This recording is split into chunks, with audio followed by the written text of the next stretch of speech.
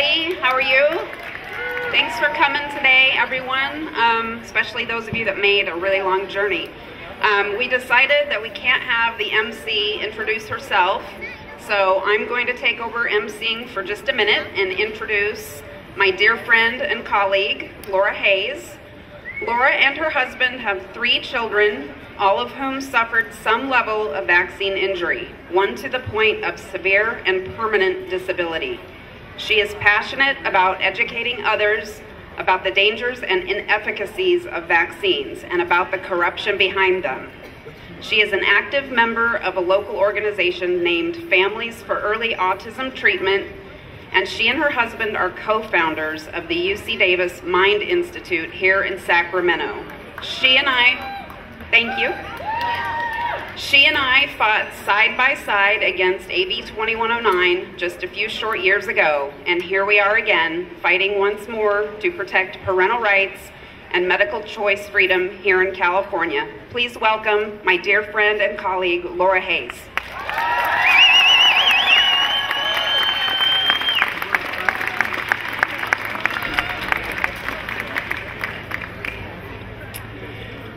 Today marks a sad day in the history of California. Today is a day where we have had to come from near and far to oppose medical tyranny and to fight for what is rightfully ours, the right to decide what we allow into our bodies and the bodies of our children. Our right is under fierce attack by the very people we elected to protect our rights. If the right to decide what goes into our bodies and those of our children is wrongfully taken from us, what meaningful rights do we have? How did we arrive at this place in time where if SB277 becomes law, police will be required to forcibly take our children against our will to be force vaccinated with scores of vaccines by doctors and nurses who have sworn to first do no harm, and who are ethically and legally required to obtain prior, voluntary, and informed consent before any and all medical procedures, including vaccination. How has it come to this? I will tell you how. It begins with lies. Lies that vaccines are miraculously safe and effective for all, unlike any other drug or medical procedure, which is especially unbelievable as there are well over 100 of them. Lies that vaccines are solely responsible for eradicating certain diseases. Lies that vaccines have been properly tested, both individually and in the combinations in which they're administered. Lies that pharmaceutical companies don't have corrupt influence over government regulators. Lies that vaccine research is without fraud. Lies that fraudulent vaccine research is true. Lies that toxic vaccine ingredients are safe. Lies denying cover-ups of the causal links between vaccines and the endless list of conditions now crippling the health, development, and well-being of our children. Lies that informed consent is taking place before vaccination. Lies that someone is actually monitoring our nation's children post-vaccination. Lies that side effects, injuries, and deaths are tracked. Lies that our nation has a program in place that takes care of the vaccine injured. Lies that even though no doctor and no company is liable for vaccine injuries and vaccine deaths, safety remains a priority. Lies that doctors admit and report vaccine injuries, deaths, and failures. Lies that pharmaceutical companies tell the truth. Lies that pharmaceutical companies behave ethically when it comes to vaccines, despite multi-million and multi-billion-dollar lawsuits won against them for fraud and deception year in and year out. Lies that vaccine injury is rare. Let's have a showing one more time if you have at least one vaccine-injured child. That does not look rare to me. Lies that vaccines don't harm and don't kill. Lies that vaccines never cause autism and also don't cause seizure disorders, learning and behavioral disorders, asthma, life-threatening food allergies, tics, SIDS, cancer, type 1 diabetes, juvenile rheumatoid arthritis, paralysis, and more. That lengthy list reminds me of the saying, vaccines, the leading cause of coincidences in the world.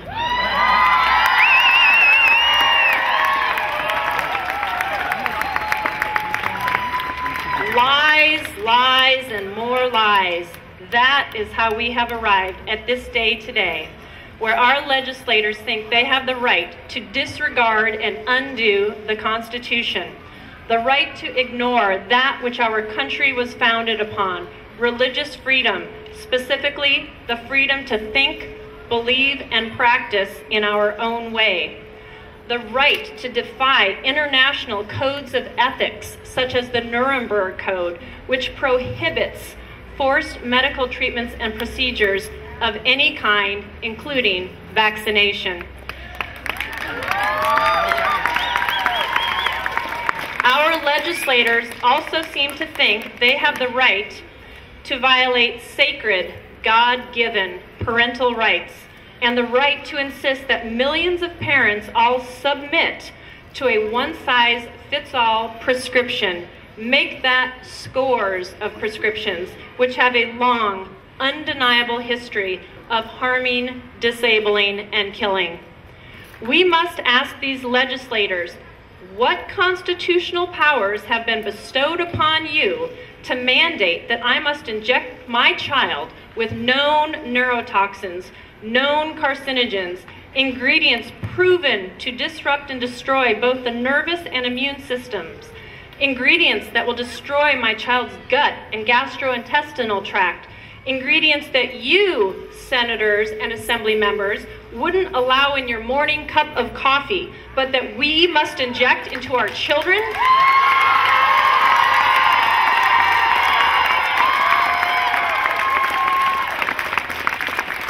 What legal or moral authority gives you the right to mandate that I must allow risky medical procedures for my child numerous times over the course of 18 years, procedures that have the very real potential to cause great harm, grave injury, permanent disability, and death?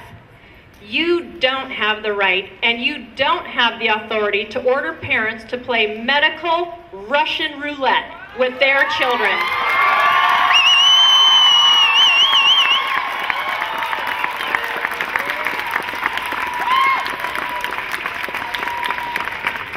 I would like to address the recurrent mention that all must be vaccinated to protect the immunocompromised. The elephant in the room that refuses to be acknowledged is how and why do we have so many children and young adults today who are classified as immunocompromised? Could it be that the very vaccines they received, possibly beginning in utero and subsequently on the day of birth and at regular intervals thereafter, when their blood-brain barriers were wide open and their immune systems were undeveloped and unable to handle the barrage of toxins and viruses contained in vaccines, could it be that they are immunocompromised due to the vaccines they received?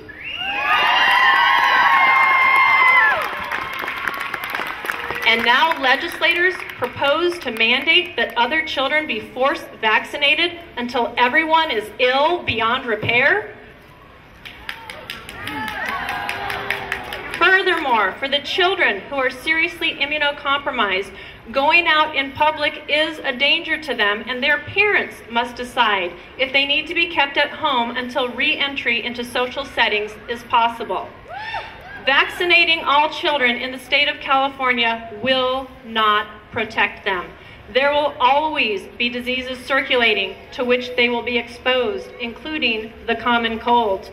There will always be those for whom vaccines don't work.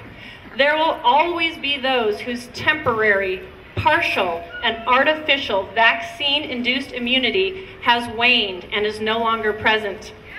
There will always be those who just received live virus vaccines who are actually contagious, shedding and spreading the very diseases against which they were vaccinated.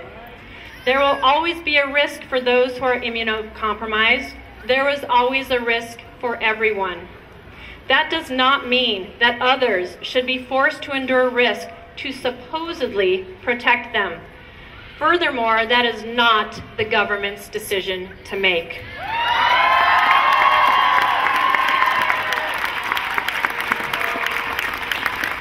Risk-benefit healthcare decisions must be made for children by their parents who know them best, who know their present health status, who know the child's family history, and who know there are many, many ways to protect, maintain, and enhance their child's health. Risk-free ways without risk-laden vaccines. It is the responsibility of all parents of immunocompromised children to take the needed measures to protect their children. It is not the responsibility of other children, most especially if it could mean chronic illness, permanent disability, and death for those children. It is no one's right to put themselves in the position of valuing one child's life over another's.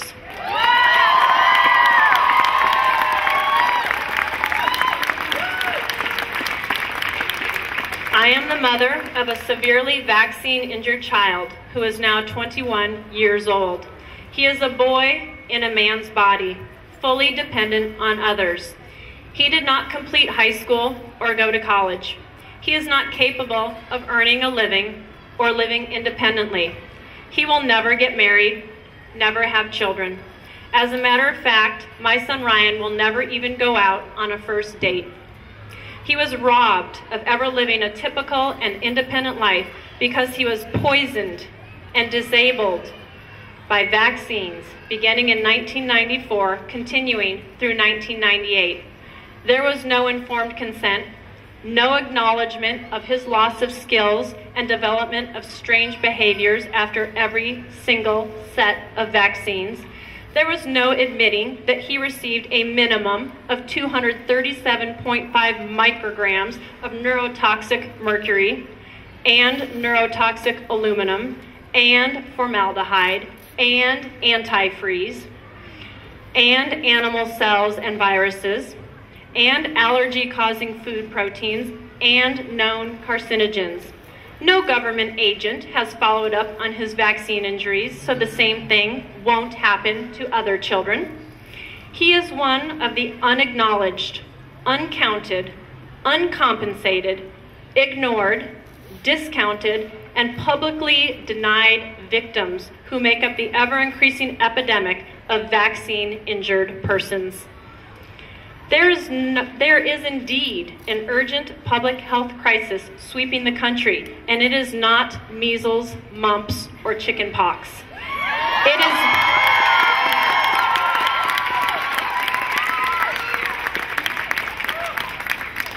It is vaccine injury. Vaccine injury is the public health crisis facing us today. Thank you all for coming here today to help end this vaccine madness, this medical fascism, this oppressive tyranny, this present evil.